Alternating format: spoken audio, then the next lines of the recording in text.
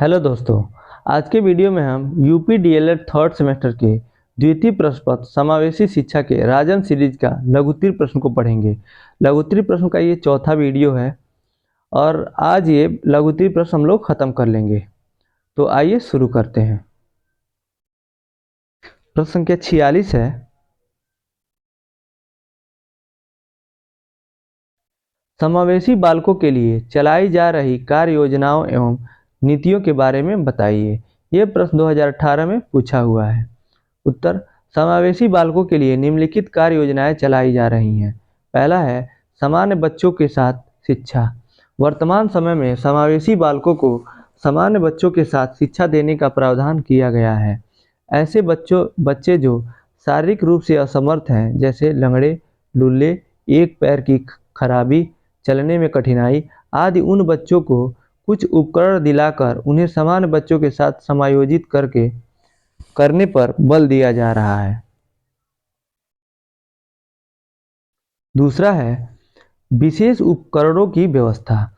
वर्तमान समय में बाधित बच्चों को विशेष उपकरण जिससे वे अपनी बाधिता पर नियंत्रण रख सकें देकर उनका सामान्य कक्षाओं में समावेशन कराया जा रहा है। तीसरा है बहुमुखी प्रतिभा के शिक्षकों का चयन। समावेशी विद्यालयों के लिए बहुमुखी प्रतिभा के धनी शिक्षकों का चयन करने का प्रयास किया जा रहा है। शिक्षक को विशेष आवश्यकता वाले बच्चों के प्रति व्यक्तिगत रूप से ध्यान देना चाहिए। प्रश्न संख्या 47 है। सामान्य बच्चों में कौन कौन सी मानसिक भिन्नताएं होती हैं? प्रश्न 2018 में पूछा हुआ है। उत्तर: सामान्य रूप से निम्नलिखित मानसिक भिन्नताएं पाई जाती हैं। पहला है बच्चों का मानसिक स्तर सामान्य बालकों से कम या अधिक होना। दूसरा है इन बालकों की रुचियों का स्तर मानसिक रूप से प्रभावित होने के कारण सामान्य बालकों से भिन्न होती है। तीसरा है वातावरण के उत्तेजकों को अपनी बुद्धि के अनुसार समझने के कारण इनके अनुभव भिन्न होते हैं। चौथा है इन बालकों के सीखने की गति सामान्य बालकों से भिन्न होती है। इस प्रकार मानसिक रूप से भिन्न बालकों की विशेष शिक्षा की आवश्यकता होती है।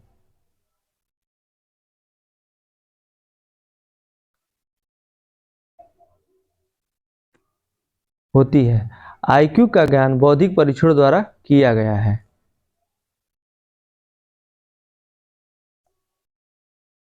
प्रश्न संख्या 48 है। लेखन अयोग्यता से आप क्या समझते हैं? ये प्रश्न 2018 में पूछा हुआ है। लेखन अयोग्यता से तात्पर्य उस असमर्थता से है जो लिखने से संबंधित होती है। दृष्टिबाधित बच्चों में लेखन अयोग्यता होती है।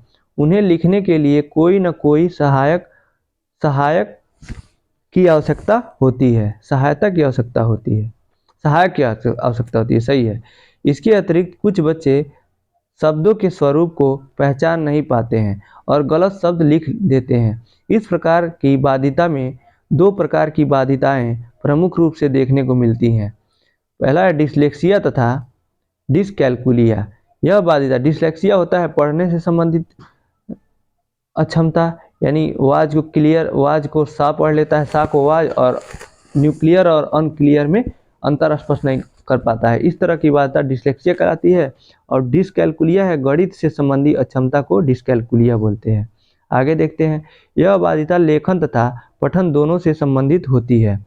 प्रारंभिक स्तर पर छात्रों को जो मांसपेशियां कमजोरी के कारण लिखने में असमर्थ हैं, उन्हें इसका अभ्यास कराना चाहिए। प्रश्न संख्या 49 है। शैक्षिक समावेशन से आप क्या समझते हैं? उद्देश्यों की चर्चा कीजिए। उत्तर: शैक्षिक समावेशन से आशय। ये प्रश्न 2018 में पूछा हुआ है। आगे देखते हैं। शैक्षिक समावेशन प्रक्रिया में उन समस्त तथ्यों को शामिल किया जाता है जो विशिष्ट बालकों पर लागू होते हैं, अर्थात समावेशी शिक्षा शारीरिक, मानसिक या प्रतिभाशाली तथा विशिष्ट गुणों से युक्त विभिन्न बालकों पर अपनाई जाती है, लेकिन यह शिक्षा सामान्य बालकों को शिक्षण नहीं देती है।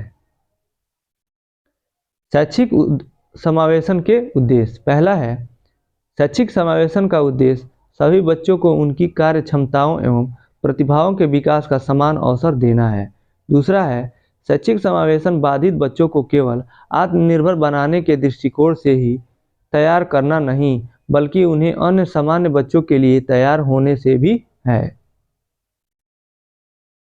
प्रश्न संख्या 50 है,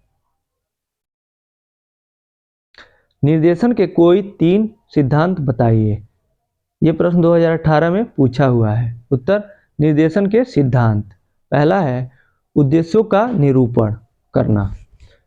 निर्देशन देने से पूर्व यह ज्ञात होना आवश्यक है कि किन उद्देश्यों की पूर्ति के लिए निर्देशन दिया जा रहा है। इसके लिए सर्वप्रथम उद्देश्यों का निरूपण करना आवश्यक है। दूसरा है अनुकूल अनुभवों का प्रावधान करना। निर्देशन देने के लिए उसकी समस्याओं से मिलते जुलते अनुभवों का प्रावधान करना भी आवश्यक है, क्योंकि उन्हीं अनुभवों की रोशनी में समस्या का समाधान खोजा जाएगा। तीसरा है योग्यताओं का विकास करना। निर्देशन को समस्या का समाधान करने के लिए उस व्यक्ति की योग्यताओं का विकास करना अत्यंत आवश्यक है, जिससे यह बिना किसी दबाव के उस परिस्थिति को समझ सके। प्रश्न संख्या 51 है, परामर्श की आवश्यकता क्यों होती है? परामर्श का क्षेत्र बताइए। ये प्रश्न 2017 और 18 लगातार 2 सालों में पूछा गया है। उत्तर, परामर्श की आवश्यकता एवं क्षेत्र। पहला है परामर्श में शिक्षण के समान निर्णय नहीं लिया जाता है। दूसरा, परामर्शदाता संपूर्ण परिस्थितियों के आधार पर समायोजन हेतु प्रार्थी को जानकारी देता है और उसकी सहायता भी करता है। तीसरा है परामर्श प्रार्थी अपनी समस्याओं का समाधान बिना किसी सुझाव तथा सहायता के स्वयं ही करने में समर्थ नहीं होता। समस्याओं के समाधान हेतु वैज्ञानिक सुझाव की आवश्यकता होती है। वैज्ञानिक सुझाव को ही परामर्श कहते हैं। चौथा है परामर्श प्रार्थी को समझने में पर्याप्त सहायता देता है, जिससे वह अपनी समस्याओं के समाधान के लिए निर्णय लेता है। पांचवा है परामर्श द्वारा प्रार्थी को अपनी सेवाओं को प्राप्त करने की दिशा में प्रोत्साहित कर सके तथा जिसके फलस्वरूप उसे सफलता एवं संतोष प्राप्त हो सके। छठवां है परामर्श में एक व्यक्ति दूसरे व्यक्ति की समस्याओं के समाधान के लिए इस तरह सहायता प्रदान करता है जिससे वह स्वयं निर्णय लेकर सीखता है। सातवां है परामर्श की प्रक्रिया निर्देशीय अधिक होती है। इससे प्रार्थी के संबंध में संपूर्ण तथ्यों का संकलन करके संबंधित अनुभवों पर बल दिया जाता है। प्रश्न संख्या 8वां पॉइंट है परामर्श प्रार्थी को सामाजिक उत्तरदायित्वों को सहर्ष स्वीकार करने में सहायता करना, उसे साहस देना जिससे उसमें हीन भावना न विकसित हो। 9वां पॉइंट है परामर्श की प्रक्रिया में प्रार्थी का उत्तरदायित्व स्वयं को समझना तथा उस मार्ग को सुनिश्चित करना है जिस ओर उसे अग्रसर होना है। परामर्श से समाधान के लिए आत्मविश्वास का विकास होता है। पॉइंट संख्या 10 है परामर्श प्रार्थी को सामाजिक उत्तरदायित्वों को संघर्ष स्वीकार करने में सहायता करना, उसे साहस देना जिससे उसमें हीन भावना न विकसित हो। प्रश्न संख्या 92 है शारीरिक अक्षमता या विकलांगता को परिभाषित कीजिए। ये प्रश्न 2018 में पूछा हुआ है। उत्तर, शारीरिक अक्षमता या विकलांगता। शारीरिक अक्षमता से तात्पर्य उस स्थिति से है जब व्यक्ति के शरीर का कोई भी अंग ठीक प्रकार से क्रिया नहीं कर रहा है। अगर जो आपके शरीर का कोई अंग ठीक से काम नहीं कर रहा है, यानी उसमें कुछ विकृति है, तो उसको शारीरिक अक्षमता या विकलांगता बोलते हैं। यह अंग आँख, कान, नाक, पैर, हाथ आदि कोई भी हो सकता है। इस प्रकार की अक्षमता में लूले, लंगड़े, बधिर, मूक, बधिर मतलब जो कम सुनते हैं, मूक बधिर, आदि बच्चे भी शामिल किए जाते हैं। मूक मतलब जो गूंगे भी होते हैं और सुन भी नहीं सकते हैं, किए जाते हैं। यह व्यक्ति अपने शारीरिक अंगों में कमी के कारण अवसरों से वंचित रह जाते हैं। प्रश्न संख्या 53 है, ब्रेल लेखन की प्रक्रिया को समझाइए। उत्तर, ब्रेल लेखन की प्रक्रिया। ब्रेल लिपि उभरे हुए 6 बिंदुओं की ऐसी लिपि है जिससे स्पर्श द्वारा पढ़ा लिखा जाता है। 6 बिंदुओं द्वारा, इसको याद रखेंगे आप, 6 बिंदुओं के द्वारा ये पूछा जाता है। सीटेट के एग्जाम में कई बार पूछ चुका है कि ब्रेल लिपि में कितने बिंदुओं का उपयोग करके ज्ञान प्राप्त किया जाता है, मतलब अक्षरों को पढ़ा जाता है। तो 6 बिंदुओं को याद रखेंगे। इसके आगे है, इसे पढ़ने या लिखने के लिए दृष्टि की आवश्यकता नहीं होती है। इन 6 बिंदुओं के विभिन्न संयोगों के आधार पर विश्व की सभी भाषाओं की वर्णमालाएं, विराम चिन्ह, संक्षेप तथा संकेत तैयार किए गए हैं। भारतीय ब्रेल भी इन्हीं 6 बिंदुओं पर आधारित है। भारत की सभी भाषाएं हिंदी, संस्कृत, मराठी, गुजराती, बंगाली, तमिल, तेलुगु इस लिपि के माध्यम से पढ़ी तथा लिखी जा सकती हैं। ब्रेल चिन्ह मोटे कागज पर लेखन पाटी, ब्रेल स्लेट तथा ब्रेल लेखन सामग्री की सहायता से उभारे जाते हैं। लेखन पाटी पर लिखते समय स्लाइड्स दबाकर एक एक बिंदु कागज पर बनाए जाते हैं जो दूसरी ओर उभर कर आते हैं। अतः लेखन पाटी पर दाएं से बाएं लिखना पड़ता है। जैसे उर्दू लिखते हैं ना दाहिने से बाएं, वैसे इसमें लिखा जाता है। लेखन पाटी पर कागज के दोनों ओर लिखा जा सकता है। इसके आगे है, दूसरी ओर लिखते समय दो पंक्तियों के बीच नई ब्रेल पंक्ति लिखी जाती है। ब्रेल लिपि पाटी पर स्लाइड्स से लिखते समय एक पूर्ण अक्षर के लिए अपेक्षित बिंदु संयोगों को ही एक प्रकोष्ठ में किंतु एक बार में एक बिंदु को दबाया जाता है, जबकि ब्रेल लेखन मशीनों पर उसी अक्षर हेतु संपूर्ण अपेक्षित बिंदु संयोगों जैसे र हेतु 1, 2, 3 तथा 5 संख्या के समस्त बिंदुओं को एक साथ दबाया जाता है। प्रश्न संख्या 54 है, पर्यवेक्षण क्यों आवश्यक है, स्पष्ट कीजिए। ये प्रश्न 2018 में पूछा हुआ है। उत्तर, पर्यवेक्षण की आवश्यकता निम्नलिखित कारणों से है। पहला है, पर्यवेक्षण के द्वारा शिक्षक तथा मुख्य शिक्षक को अपने ज्ञान का नवीनीकरण करने में मदद मिलती है। दूसरा है, कुछ अध्यापकों व मुख्य अध्यापकों को अपनी गतिविधियों का कुशलतापूर्वक संचालन करने के लिए मार्गनिर्देशन की आवश्यकता होती है। पर्यवेक्षण इसकी पूर्ति करता है। तीसरा है, किसी भी व्यक्ति को यदि पर्यवेक्षण का पता है तो वह अपने कार्य को सही ढंग से करेगा। अतः पर्यवेक्षण व्यक्ति को अनुप्रेरित करने के लिए आवश्यक है। चौथा पॉइंट है, पर्यवेक्षण विद्यालय में संचालित होने वाली गतिविधियों का मूल्यांकन करने में मदद देता है। पांचवा, विद्यालय में कार्यरत अध्यापकों की कार्य कुशलता को बढ़ाने के लिए पर्यवेक्षण जरूरी है। प्रश्न संख्या 55 है, अस्थिबाधित बालकों की समस्याएं बताइए तथा इनकी शिक्षा व्यवस्था कैसी होनी चाहिए। ये प्रश्न भी 2018 में पूछा हुआ है। उत्तर, अस्थिबाधित बच्चों की समस्याएं। पहला है, अस्थियों की विकृति के कारण सामान्य रूप से चलने फिरने में कठिनाई होना।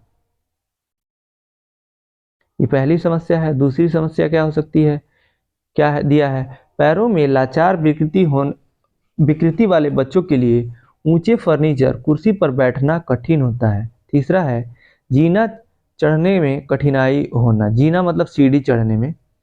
चौथा है, लिखने में कठिनाई होना। पांचवा है, पीछे से दिखाई देने में कठिनाई। पीछे से दिखाई देने में कठिनाई मतलब पीछे मुड़ के देखने में कठिनाई होती है।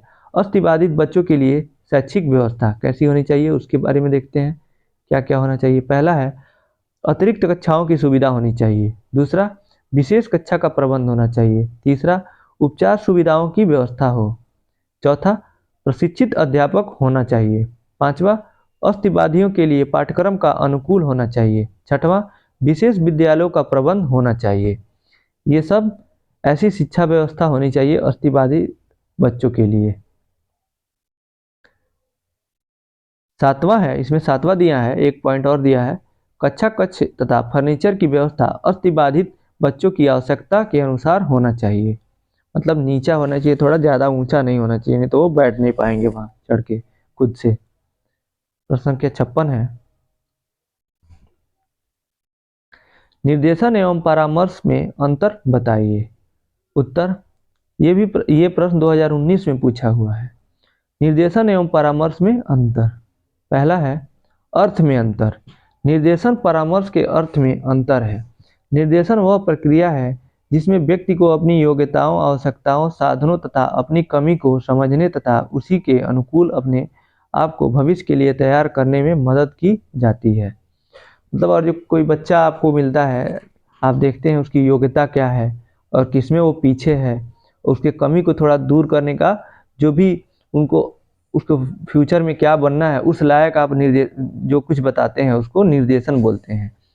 आगे देखते हैं क्या दिया है, जिससे व्यक्ति समाज में समायोजित हो सके, जबकि परामर्श दो व्यक्ति के बीच आमने सामने का संबंध है, जिससे एक व्यक्ति अर्थात परामर्शदाता अपनी विशिष्ट योग्यता की सहायता से दूसरे को अपना वर्तमान एवं संभावित भविष्य को समझने में मदद करता है। जैसे निर्देशन ये है कि आप किसी बच्चे को उसकी योग्यता वगैरह, उसकी पढ़ाई लिखाई देख के वो क्या कर सकता है आप उसको बताएं, सहयोग करें, तो निर्देशन हो गया। और परामर्श ये होता है सुझाव लेना। परामर्श मतलब सुझाव एक्चुअली होता है, जैसे कि कोई आदमी है अपना पूरा वो अनुभव बता रहा है कि मैंने ये किया तो ये नुकसान हुआ, अपनी लाइफ की पूरी जर्नी बता रहा है और आपको उससे क्या सीख मिला, और जो आप कुछ उससे पूछना चाह रहे हैं, मैं क्या करूं या जो भी कुछ, ये परामर्श हो गया। सुझाव मतलब परामर्श होता है, और निर्देशन आप किसी को निर्देश दे रहे हैं, किसी बच्चे को। दूसरा है, स्वरूप में अंतर। निर्देशन स्वरूप अपेक्षाकृत निष्क्रिय है, जबकि परामर्श का स्वरूप सक्रिय है। तीसरा है, उद्देश्य में अंतर। निर्देशन का उद्देश्य व्यक्ति को अपने आप को समझने, अपनी क्षमताओं का उपयोग करने तथा अपनी समस्या के संबंध में स्वयं निर्णय करने और स्वतंत्र रूप से लाभकारी जीवन बिताना है, जबकि परामर्श का उद्देश्य न केवल सलाह देना है बल्कि व्यवहारिक रूप से सहायता करना है। चौथा है, कार्य क्षेत्र में अंतर। निर्देशन का कार्य क्षेत्र सीमित होता है, जबकि परामर्श का कार्य क्षेत्र विस्तृत होता है। पांचवा है, प्रकार में अंतर। निर्देशन के मुख्य प्रकार हैं व्यक्तिक निर्देशन, शैक्षिक निर्देशन तथा व्यवसायिक निर्देशन, जबकि परामर्श के मुख्य प्रकार हैं निर्देशात्मक परामर्श, अनिर्देशात्मक परामर्श तथा ग्रहणशील परामर्श। छठवां पॉइंट है,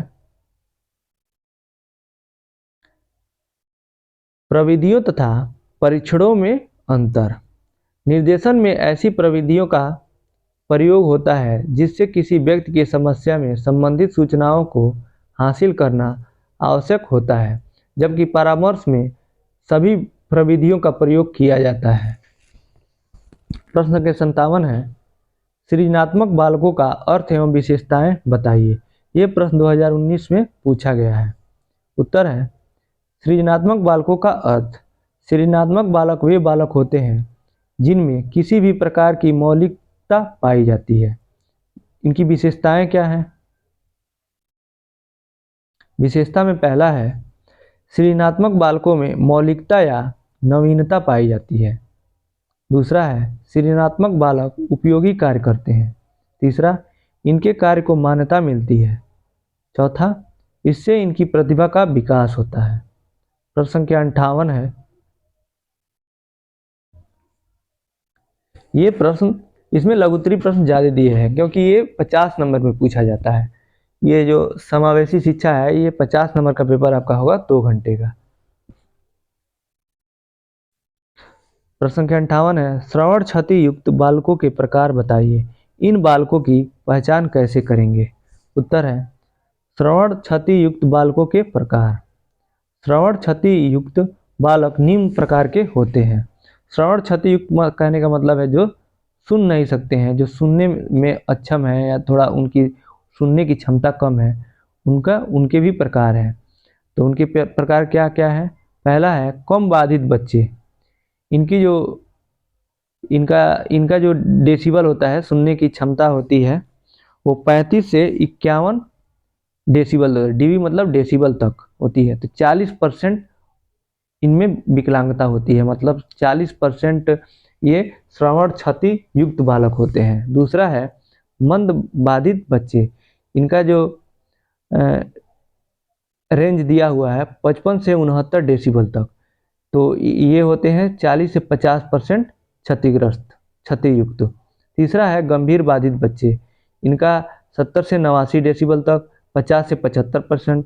और चौथा है पूर्ण गहन बाधित बच्चे या 90 से 100 डेसिबल तक। तो ये मतलब सुनते हैं 90 से 100 डेसिबल जब बोला जाएगा ना, तब थोड़ा सा सुनेंगे, तो इनको बोला जाता है 100%, मतलब दृष्टि श्रवण क्षति युक्त बालक है। मतलब इनमें अक्षमता जो है सुनने की वो 100% है, जो 90 से 100% तक नहीं सुनते हैं। अब पहचान है इनकी। पहला है श्रवण बाधित बालक गतिविधियों तथा कार्यों के प्रति अधिक सजग रहते हैं तथा ध्वनि पर ध्यान नहीं दे पाते हैं, क्योंकि वो कमजोर होता है सुनने की क्षमता, तो कहाँ से ध्यान दे पाएंगे। दूसरा है शिक्षक के होठों की गतिविधि तथा हाव भाव पर ध्यान देते हैं। तीसरा है एक तरफ सिर झुकाकर सुनने का प्रयास करते हैं। चौथा है व्यवहार में एकाग्रता तथा निरंतरता नहीं होती है। पांचवा है शिक्षक से प्रश्नों को बार बार दोहराने के लिए कहते हैं। छठवां है समान ध्वनि के शब्दों में उन्हें अक्सर भ्रम होता है। सातवां है कक्षा में ध्वनि के स्रोत नहीं जाने जाते हैं। आठवां है शब्दों के सही उच्चारण में भी उन्हें कठिनाई होती है। नौवां है अधिक जोर से बोलते हैं। 10वां है शाब्दिक निर्देशनों को समझने तथा उनका अनुसरण करने में भी उन्हें कठिनाई होती है। 11वां है बिना जानकारी के भी कुछ बड़बड़ाते रहते हैं। 12वां है बिना जानकारी के भी वार्ता के बीच में निरर्थक बोल पड़ते हैं। ये सब पहचान है दृष्टिबाधित श्रवण क्षति युक्त बालकों की। ये सब आप लक्षण देखते हैं तो आपको समझ जाना चाहिए कि उसको सुनने की क्षमता थोड़ी कम है।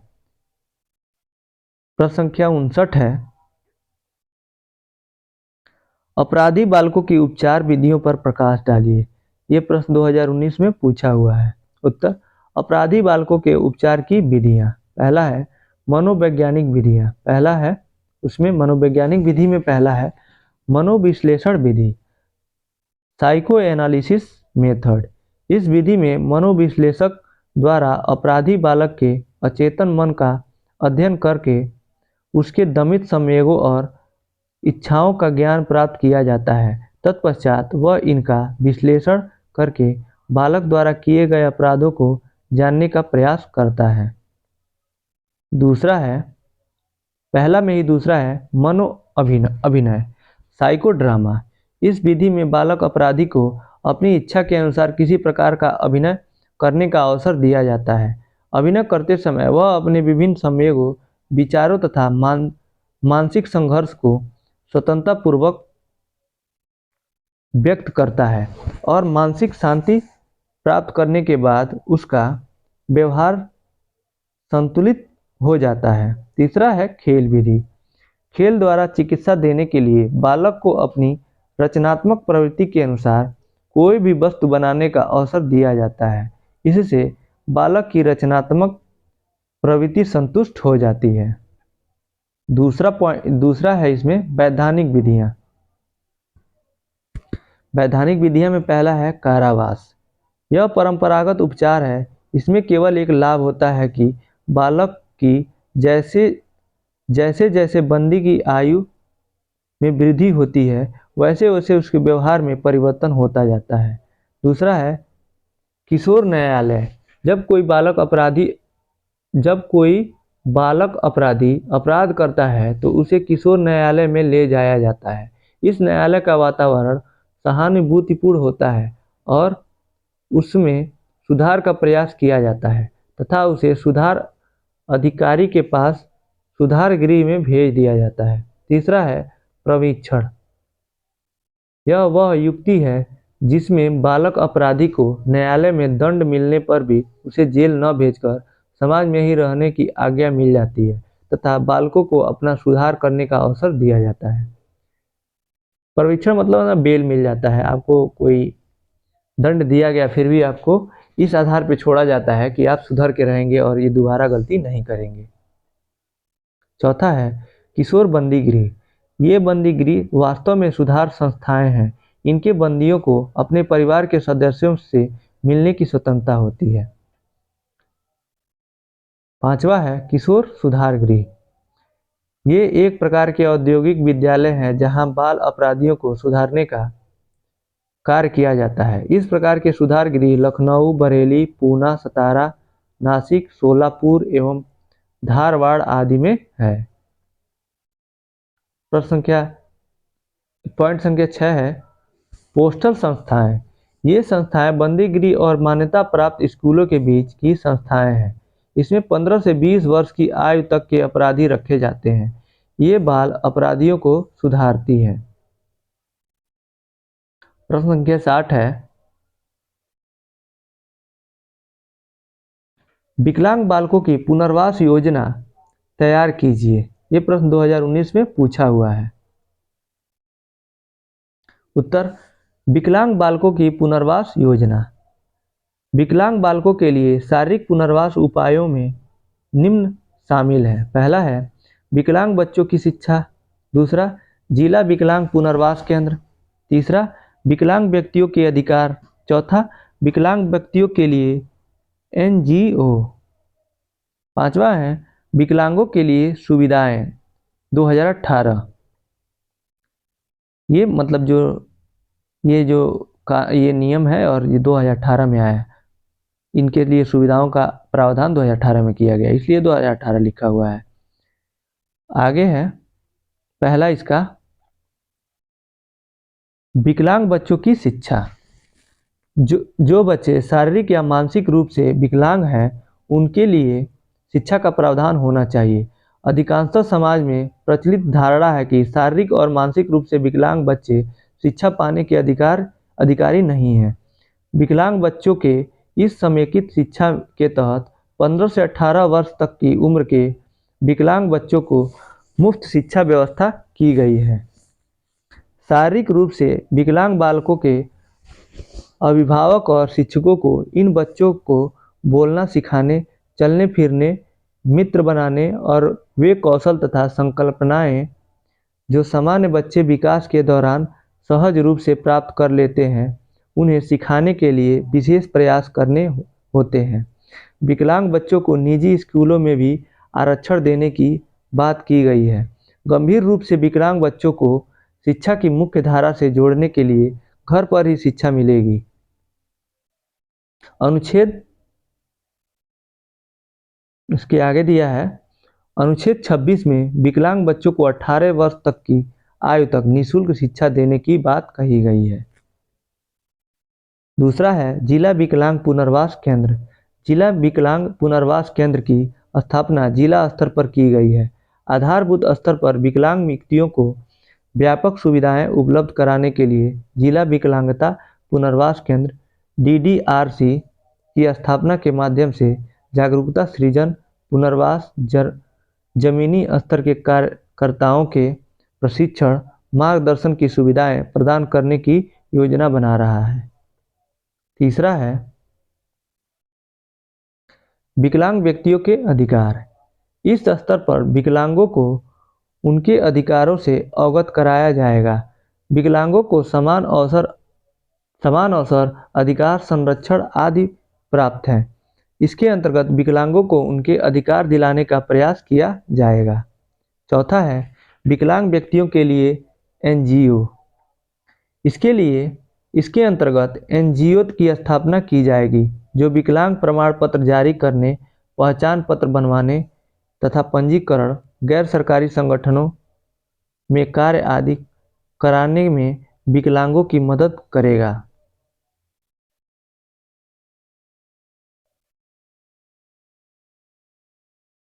पांचवा है विकलांगों के लिए सुविधाएं 2018। विकलांगों के लिए सरकार ने कई सुविधाएं की 2018 में घोषणा की। जो पहला है विकलांग पेंशन योजना, दूसरा विकलांग व्यक्तियों का आधार कार्ड बनवाना, तीसरा है विकलांगों के लिए रेलवे टिकट की सुविधाएं, चौथा दिव्यांगों को नौकरी देने वाली कंपनियों को लुभाने के लिए योजना। कंपनी को पीएफ और ईएसआईसी में 80 वर्ष तक कोई अंशदान नहीं देना होगा। इसका भुगतान सरकार करेगी। कंपनी दिव्यांगों को नौकरी देने की जानकारी देकर सीधा लाभ ले सकती है। प्रश्न संख्या 61 है,